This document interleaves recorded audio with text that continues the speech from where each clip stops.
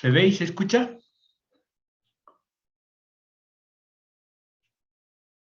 ¿Aló, buen día? ¿Aló, aló? Buen día. Sí, ¿Se escucha, no? sí. Perfecto. Empezamos entonces con la segunda parte de este capítulo interesantísimo del sistema endocrino. ¿Sí? Vamos a hablar ahora de las glándulas tiroides, paratiroides y las glándulas suprarrenales en esta segunda parte. ¿Ya?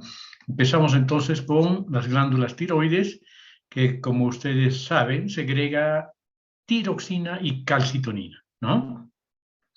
Es muy importante, estas hormonas son muy importantes para la regulación. La tiroxina, por ejemplo, es importante para la regulación de la tasa metabólica basal, mientras que la calcitonina está involucrada en la homeostasis del calcio.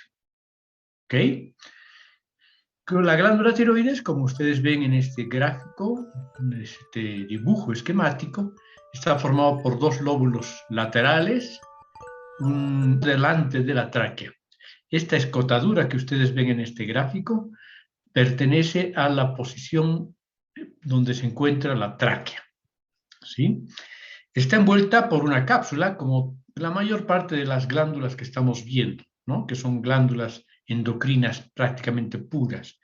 Está entonces envuelta por una cápsula que es de tejido conjuntivo, en general denso y regular, de la cual surgen tabiques o septos que penetran en la glándula para formar no solo su estroma de sostén, sino también las vías para que ingresen los vasos sanguíneos, que en todos los órganos endocrinos son muy conspicuos, muy abundantes. ¿Ok? Entonces, esa es la macroscopia de la glándula tiroides. Un órgano encapsulado con dos lóbulos y un istmo central. Las células parenquimatosas de la glándula tiroides, ya viendo la histología de la glándula, están distribuidas formando estas estructuras circulares que tienen una luz central, que se llaman folículos, los folículos tiroideos. Cada uno de estos folículos tiroideos está tapizado, como vemos en esta otra gráfica, en este corte histológico, verdaderamente, por un epitelio simple, cúbico, que se puede tornar más bajo o más alto de acuerdo a la función de los folículos tiroideos en cuanto a la secreción de hormonas, ¿no? Y rodeando estos espacios vasculares están el epitelio folicular, cúbico simple, como hemos dicho, y la luz central está ocupada por este material acidófilo, a veces basófilo, ¿no? Puede ser anfófilo entonces, homogéneo, rosado que ustedes ven, que es el coloide. ¿Ya? Este coloide es secretado y reabsorbido, o sea, tiene dos fases en su producción. Primero es secretado y después reabsorbido por las células foliculares, que consiste en hormonas tiroideas unidas a una proteína de gran tamaño. Este es el complejo T3-T4 más tiroglobulina, eso es lo que contiene el coloide. Las células foliculares constituyen en la glándula tiroides el 99.9% de la población celular, mientras que las células parafoliculares, ¿sí? Las células parafoliculares, que son difíciles de ver, aquí hay unita, por ejemplo, constituyen apenas un 0.1% de la población. ¿Sí? Las células foliculares secretan las principales hormonas tiroideas, T3 y T4. T4 constituye el 90%, y las células parafoliculares la calcitonina. ¿Ok?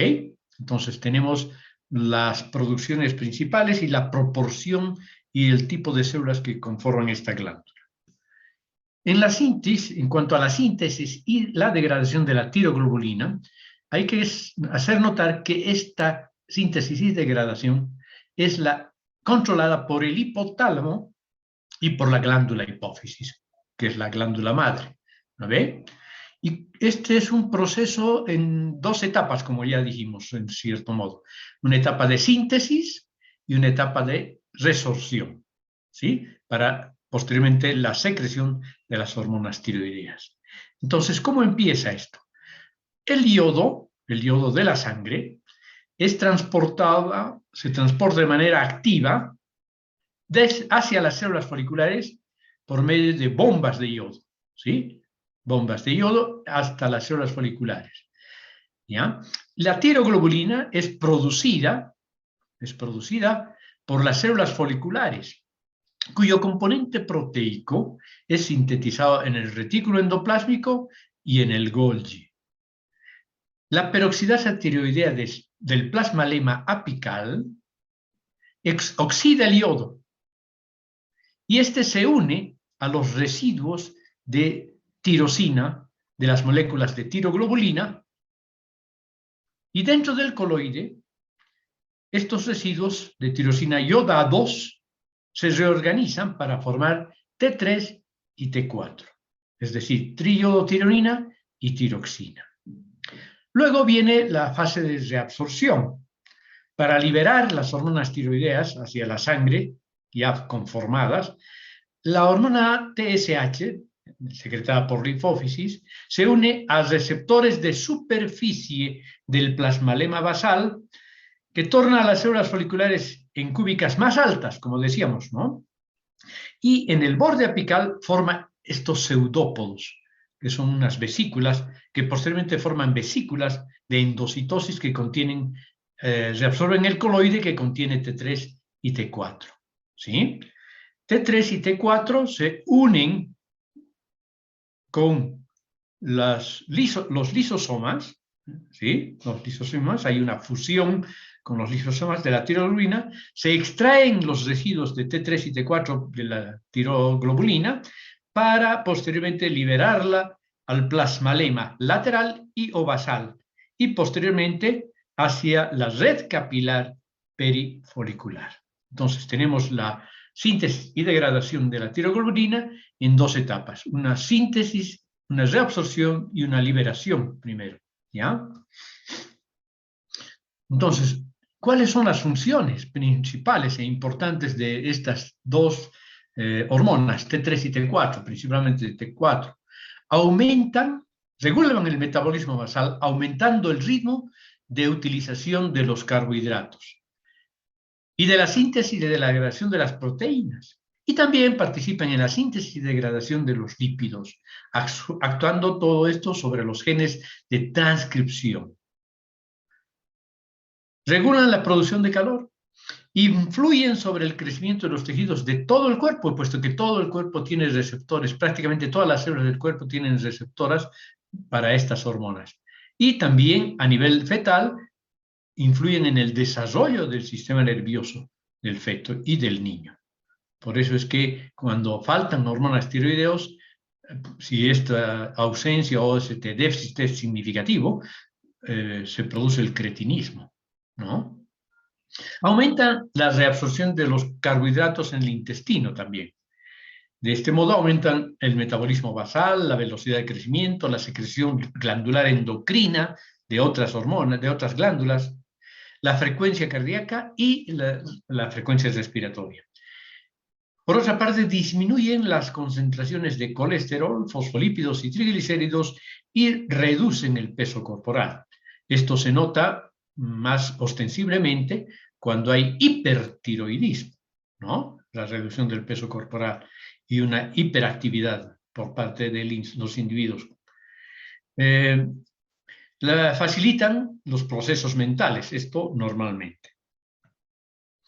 Las células parafoliculares. Decíamos que la glándula tiroides tenía unas células foliculares, ¿no? Que son el 99.9% de la glándula, pero también tiene otras células, las células C por el término, por lo que producen calcitonina, células C, ¿no? O parafoliculares. Estas células secretan calcitonina en respuesta a los niveles de calcio en la sangre. Si hay hipercalcemia, secretan más calcitonina. Si hay menos calcio en la sangre, secretan menos calcitonina. Entonces, su función es justamente, junto con la paratormona, equilibrar la homeostasis del calcio, ¿no? Equilibrar las concentraciones de calcio en la sangre. Bueno, la calcitonina entonces disminuye la calcemia al inhibir, este es su mecanismo, al inhibir la reabsorción ósea por parte de los osteoclastos y estimular más bien el depósito de calcio en los huesos. O sea que inhiben a los osteoclastos y estimulan a los osteoblastos. Estas glándulas tienen otro origen embriológico, otra ontogenia, en la cresta neural. Son células grandes, aquí podemos ver en este dibujo esquemático, células grandes con gránulos secretorios. En la microscopia electrónica de esta imagen podemos ver que poseen en su citoplasma numerosos gránulos secretorios más o menos uniformes, electrón densos, ¿sí? Están localizados en la glándula tiroides en dirección basal en el epitelio folicular, ¿sí? Nunca contactan con la luz ni con el coloide folicular. Se encuentran, eso sí, por dentro de la membrana basal, pero no contactan con la luz coloidal. Y están ubicados, por lo tanto, entre las células foliculares y la membrana basal del folículo correspondiente, ¿sí? Y hay, en su citoplasma presentan, en su membrana celular presentan desmosomas que las unen entre sí, pero no con las células foliculares, ¿ya? Pero no con las células foliculares. Cuando se forman pequeños grupitos de estas células, porque generalmente están sueltas, pero pueden formarse pequeños grupitos, entre ellas sí hay desmosomas, pero no con las células foliculares, ¿ya? Producen entonces su producto, lo liberan por exocitosis, el péptido calcitonina. Las células parafoliculares fueron identificadas por primera vez por Braber en 1876 en la tiroides de un perro. Y actualmente se sabe que dan origen a uno de las neoplasias de la glándula tiroides, el carcinoma medular de tiroides, ¿no? Que no es el más frecuente, desde luego. El más frecuente es el carcinoma papilar, derivado de las células foliculares, ¿ya? Pero estas células dan origen, las parafoliculares, justamente al carcinoma medular, un carcinoma un poco más agresivo que el carcinoma papilar y que tiene bases genéticas más claras. Bueno, entonces, las glándulas paratiroides, un poco viendo su fisiología, segregan paratormona que participa, decíamos, en la homeostasis del calcio. Las glándulas paratiroides y su producción hormonal interactúan equilibradamente con la calcitonina producida por las células parafoliculares que acabamos de describir. Las glándulas paratiroides son estas en este dibujo esquemático, generalmente son 4, ¿sí? ¿Ya? Algunas personas, sin embargo, poseen 8 glándulas. Decíamos que participa en la homeostasis del calcio y su ausencia, fíjense ustedes, es incompatible con la vida. Es triste cuando el cirujano, al operar un cáncer de tiroides, por ejemplo, extirpa por distracción, por error o por mala suerte simplemente todas las glándulas paratiroides. No es poco común que se extirpe una u otra, a veces 2 en una tiroidectomía, pero eso produce un poco de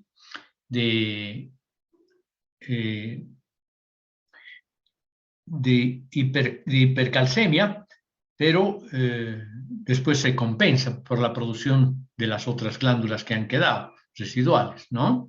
Entonces, decíamos que son 4, incluso 8 glándulas en algunas personas.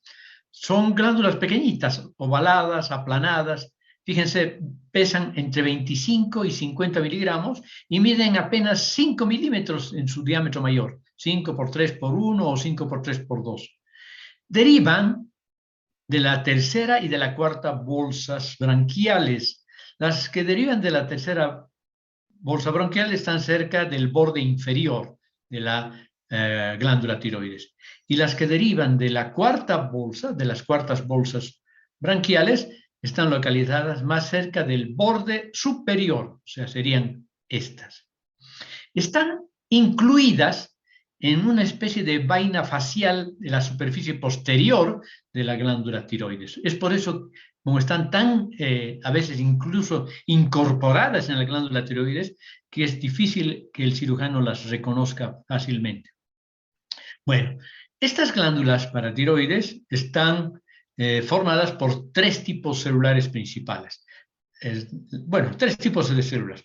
Las células principales, las células oxífilas y los adipocitos. Adipocitos, que son células adiposas, ¿no? Uniloculares, que aparecen en la pubertad y se van incrementando con la edad. Eso quiere decir que en las personas más jóvenes son muy escasos los adipocitos. Y la glándula está dominada fundamentalmente por células principales y por células oxífilas, que son también en menor cantidad. Son las células principales las que secretan la hormona paratiroidea. Esta es la que, como hemos dicho, estimula a los osteoclastos para el incremento de la reabsorción ósea y la elevación de la calcemia, ¿no? Entonces, la paratiroides eleva la calcemia, la calcitonina disminuye la calcemia, ¿ya?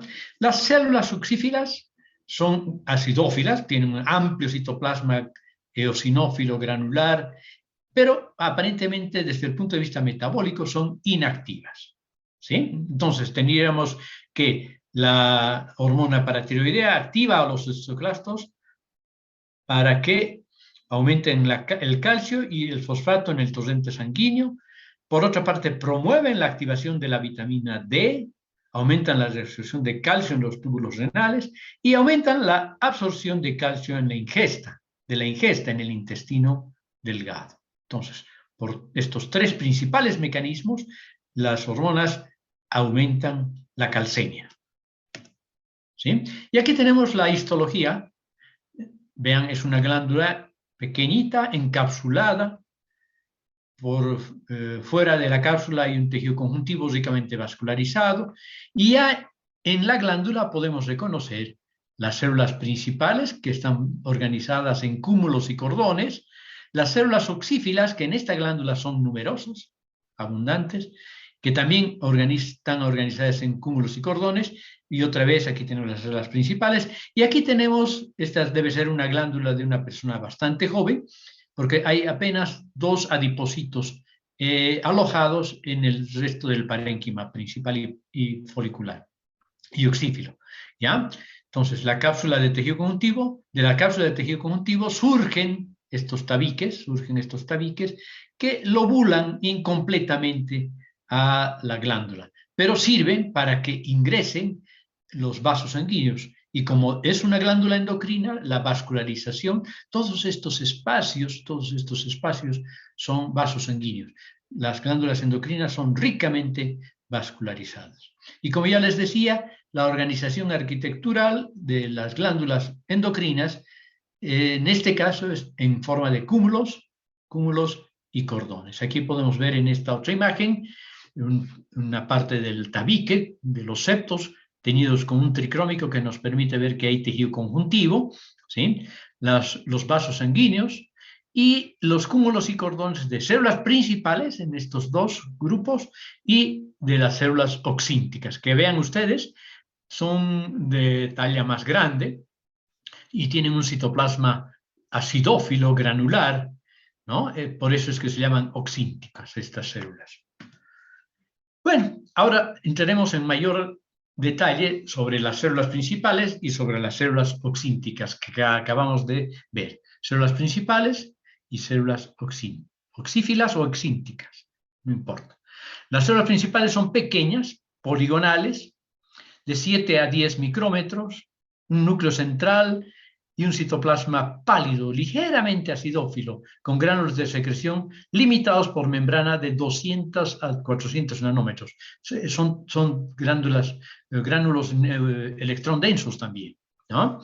Estos gránulos contienen, obviamente, la hormona que va a ser secretada y también pueden poseer lipofusina, glucógeno y gotitas de lípidos. El aparato de Golgi es paranuclear y sus mitocondrias son alargadas y poseen, puesto que son secretoras principales, abundante retículo endoplásmico rugoso. Las células oxínticas constituyen, ya hemos dicho, una menor proporción de la glándula, no tienen un rol secretor, son inactivas, se disponen sueltas a veces, en este caso no, ¿ya? Pero también pueden formar grupos, en cúmulos y cordones también. Son, en cuanto a talla, considerablemente mayores que las células principales, más redondeadas, con un amplio citoplasma acidófilo que contiene abundantes mitocondrias. Eso es lo que le da la acidofilia a estas células, las abundantes mitocondrias. Y tiene una forma y tamaño variable y las mitocondrias y le dan entonces, como decíamos, la acidofilia citoplasmática. No poseen vesículas secretoras y su retículo endoplásmico rugoso es pequeño. ¿Sí? Las inclusiones citoplasmáticas consisten en lisosomas ocasionales, gránulos de lípidos y glucógeno. Bueno, pasamos a las glándulas suprarrenales. Las glándulas suprarrenales producen dos tipos de hormonas, las hormonas esteroideas, ¿sí?, y las hormonas catecolamínicas.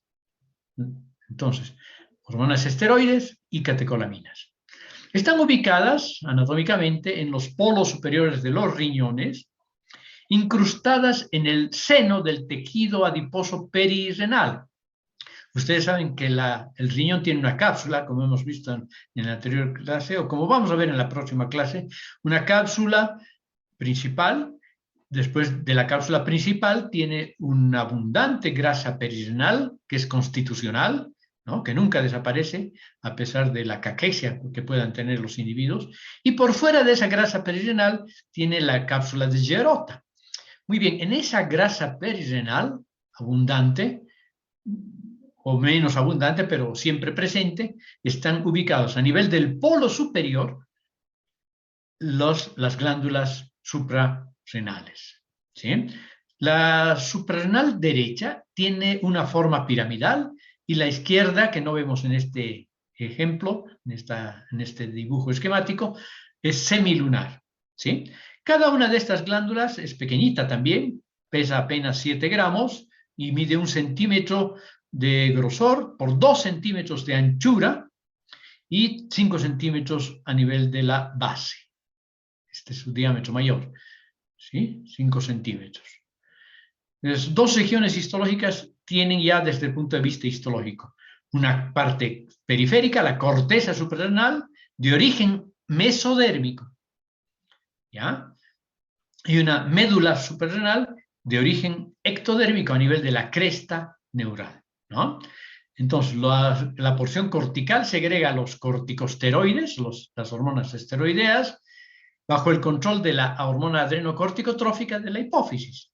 Y la médula suprarrenal, que está en la parte media, ¿no?, segrega catecolaminas, hemos dicho, adrenalina y noradrenalina, bajo simplemente el control del sistema nervioso autónomo simpático. Muy bien. ¿Cómo surge? ¿Cómo se desarrolla esta glándula? Esta glándula se desarrolla a partir del mesodermo intermedio, hemos dicho, la parte cortical, y del ectodermo, la parte medular, ¿no? Entonces, las células parenquimatosas de la corteza y de la médula son de origen embriológico diferente, ¿sí? Hemos dicho, ¿no? Aquí en este dibujo esquemático podemos comprender. Inicialmente la corteza surge del mesodermo intermedio y la médula se diferencia desde las células de la cresta neural que migran al ganglio simpático vecino. La glándula se forma entre la raíz del mesenterio, dorsal del intestino primitivo, y las crestas urogenitales en desarrollo. Muy bien, una vez que se han ubicado en esta situación, las células mesodérmicas de la corteza fetal empiezan a rodear a las células ectodérmicas de la médula, ¿sí? Luego, la corteza fetal ocupa alrededor del 70% de la glándula, de la corteza glandular, y la corteza permanente se desarrolla por fuera de la corteza fetal. Miren aquí, permanece un poquito la corteza fetal y por fuera ya se desarrolla la corteza permanente. Y por último, la corteza permanente reemplaza, aquí no se veía, reemplaza a la corteza fetal. ¿Ok? Y por último, la médula queda atrapada por dentro, estaba por dentro siempre de la corteza fetal y queda en última instancia atrapada por dentro de la corteza definitiva, ¿no? O permanente. Bueno, es importante también para ver la función de la glándula suprarrenal, de las glándulas suprarrenales, su irrigación. Están irrigadas por las arterias suprarrenales, superior, media e inferior. ¿Ya? Estas arterias se ramifican antes de perforar la cápsula de la glándula para dar origen a 3 modelos principales de distribución sanguínea. ¿Cuáles son estos modelos de distribución sanguínea? Tenemos, o sistemas, diríamos, un sistema capsular, un sistema capilar sinusoidal cortical, ¿ya? Y un sistema arterial medular. ¿Ya? El sistema capsular, que es estito, ¿no? Estas 2 ramitas que estamos viendo, superficiales, irrigan la cápsula. Luego viene el sistema capilar cortical sinusoidal, que irriga la corteza, atraviesa la capa glomerulosa, la capa fascicular, la capa reticular, irrigando estas estructuras de la corteza. ¿Sí? Y luego drenan a los sinusoides capilares medulares fenestrados. Y el sistema medular arterial surge directamente de la arteria capsular,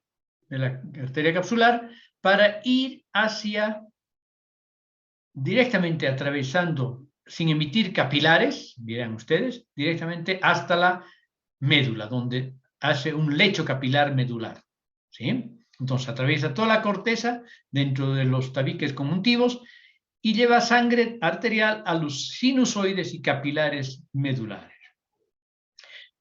Los 3 sistemas, bueno, estos 2 sistemas sobre todo, drenan en las venas colectoras médula-suprarrenales, que se reúnen para formar la gran vena suprarrenal, que emerge del hilio, por el hilio de la glándula.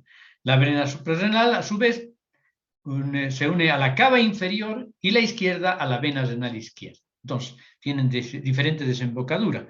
La de la suprarrenal derecha drena hacia la cava inferior y la de la suprarrenal izquierda a la vena renal izquierda. Muy bien. Y desde el punto de vista de las células, la organización de las células dentro de la glándula suprarrenal y su relación con los vasos sanguíneos, en este esquema vemos eso, está formado por la corteza, la médula, es un órgano encapsulado, ya hemos dicho, ¿no? Entonces, la corteza es la porción secretora de esteroides, de glucocorticoides. Se halla situada, y mineralocorticoides, perdón, se halla situada debajo de la cápsula, esta es la cápsula en amarillo, y constituye cerca al 90% de la pared, diríamos, de la glándula. ¿Sí? Está formada por 3 zonas, la corteza. La zona glomerular, por la forma en que se organizan las células, una zona fascicular, más amplia, por la forma también en que se organizan estas células, formando fascículos, y la zona reticular. ¿Sí? La zona glomerular, cuando es estimulada por la angiotensina 2 y la hormona adrenocorticotrófica, sintetizan estas células de la zona glomerular las hormonas mineralocorticoides. La principal es la aldosterona y secundariamente la desoxicorticosterona. ¿Sí? Son los mineralocorticoides. Luego tenemos la zona fascicular. Cuando son estimuladas estas células por la ACTH, la hormona adrenocorticotrófica, sintetizan y liberan las hormonas glucocorticoides, el cortisol y la corticosterona. ¿Sí? Y la zona reticular, cuando son estimuladas estas células por la ACTH también, por la hormona adrenocorticotrófica, sintetizan y liberan deshidroepiandrosterona, androstenodiona y algunos glucocorticoides. ¿Sí? Son los denominados las denominadas hormonas sexuales suprarrenales. Esa es la producción principal de los componentes de la corteza de la glándula suprarrenal. Y a nivel de la médula es la porción secretora de catecolaminas, decíamos, ¿no? Está ubicada profundamente en el centro de la glándula suprarrenal, o sea, en la profundidad de la corteza. Pero tienen que tomar en cuenta que esta es una glándula ovoide que tiene periféricamente la corteza y la médula está en la parte media, ¿no? Está en la profundidad, es cierto, de la corteza, pero tomando en cuenta la arquitectura de la glándula, está en la parte media de la glándula. Y estas células, secretan catecolaminas. Son células, dos tipos celulares hay en la médula suprarrenal, las células cromafines, que son en realidad neuronas modificadas y que tienen función secretora, ¿no? Que por lo tanto son neuroendocrinas más que neuronas, no actúan como neuronas propiamente, sino como células neuroendocrinas, porque secretan su producto de secreción, ¿ya? No a través de una sinapsis, y funcionan como un ganglio simpático modificado que se aloja células simpáticas postganglionares que carecen de dendritas y axones. O sea, aquí sí entran sistemas nerviosos simpático terminal para estimular a estas células que producen adrenalina y noradrenalina. ¿Ya? Las que producen noradrenalina tienen mayor cantidad de gránulos de secreción que las que producen adrenalina.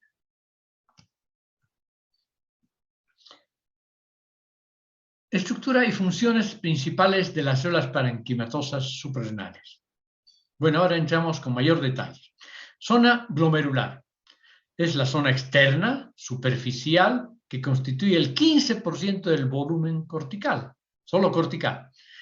Células relativamente pequeñas, cilíndricas o piramidales, organizadas muy juntas en cúmulos y cordones curvos, de ahí el término de glomerular. Producen mineralocorticoides, ya hemos dicho, sobre todo aldosterona, y contribuyen, por lo tanto, a controlar la homeostasis. Vean la importancia que tiene. La homeostasis electrolítica, hidroelectrolítica, por lo tanto, porque el agua sigue a los electrolitos, ¿no? Estimulan los túbulos contorneados distales de la nefrona renal para la reabsorción de sodio y eliminación de potasio. Por lo tanto, tienen la función de mantener el equilibrio osmótico en la orina e impedir la acidosis sérica de la sangre. ¿Sí? La zona fascicular. La zona fascicular es la zona media, más ancha, más gruesa, constituye cerca del 80% del volumen cortical. Está formada por células grandes, poliédricas, dispuestas en cordones rectos, largos, de una o dos células de espesor. Tienen un núcleo esferoidal, ¿sí? Vesiculoso, citoplasma amplio y acidófilo, a veces claro, ¿sí? Con numerosas inclusiones lipídicas que contienen grasas neutras, ácidos grasos, colesterol y fosfolípidos. Y son los precursores de las hormonas esteroides. Por otra parte, estas células tienen abundante retículo endoplásmico liso, abundante retículo endoplásmico rugoso, Golgi también prominente y mitocondrias con crestas tubulares. ¿Sí? Su producción, glucocorticoides. Promueven el metabolismo de los hidratos carbono y los lípidos y las proteínas. Estimulan la gluconeogénesis a nivel del hígado, sobre todo, y reducen la inflamación y suprimen la respuesta inmunitaria y algunas reacciones alérgicas, desde el punto de vista clínico. ¿Sí? Es uno de los más potentes antiinflamatorios, son los más potentes antiinflamatorios, ¿ya? Que se utilizan en situaciones de emergencia, sobre todo. Y sobre todo en las reacciones alérgicas también, ¿no? La zona reticular. Esta es la zona reticular.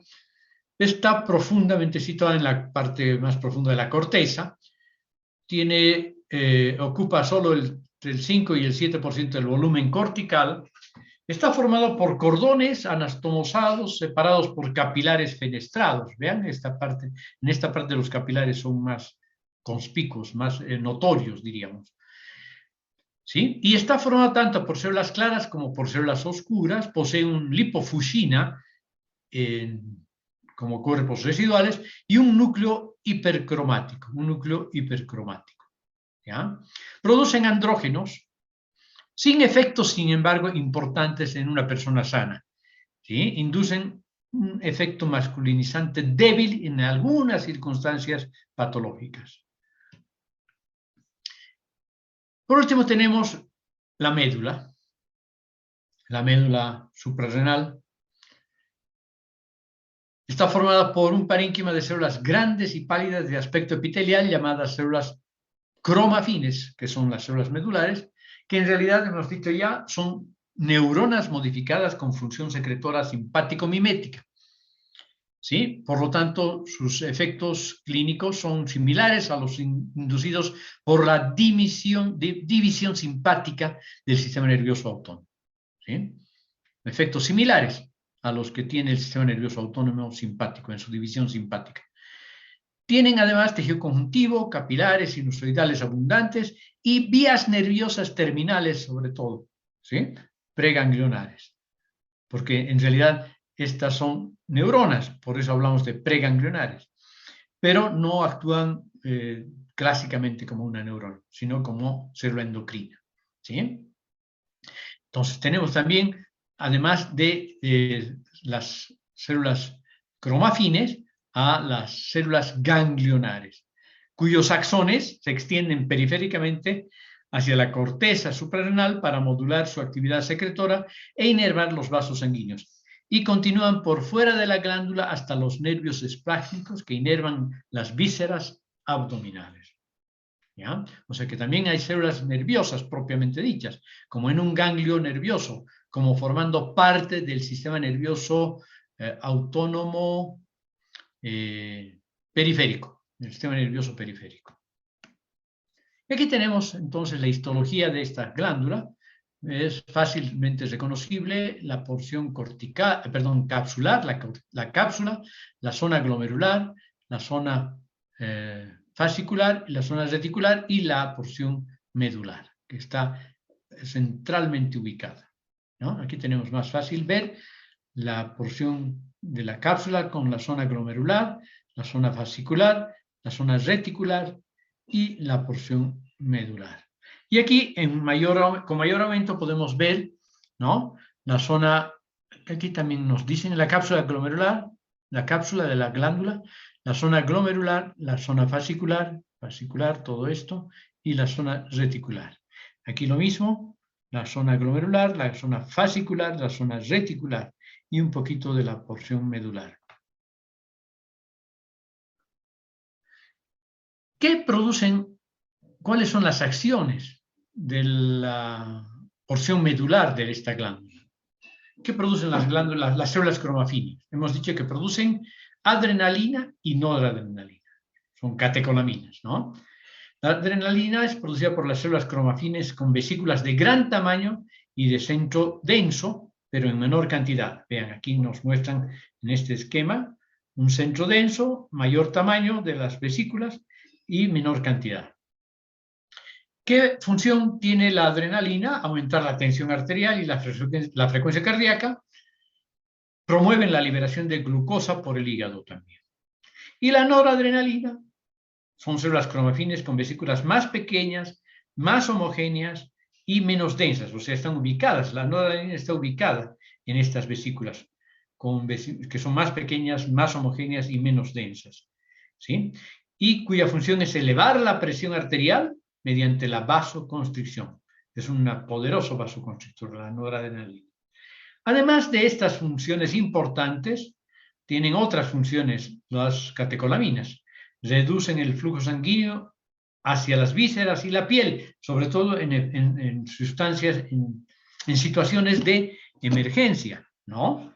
Cuando los órganos vitales requieren de mayor sangre, de mayor cantidad de sangre, es que actúan reduciendo el flujo sanguíneo a estas localizaciones, que resisten mejor la hipoxia, por ejemplo, ¿no? Estimulan la conversión de glucógeno en glucosa, bueno, ya hemos dicho también. Aumenta la transpiración, la sudoración cutánea. Inducen a la dilatación bronquiolar. Aumentan la respuesta respiratoria, la frecuencia respiratoria. Disminuyen la digestión y la producción enzimática digestiva, ¿no? Y disminuyen la producción de orina. Entonces, son mecanismos reguladores en cada una en respuesta a situaciones particulares de la función endocrina y nerviosa corporal.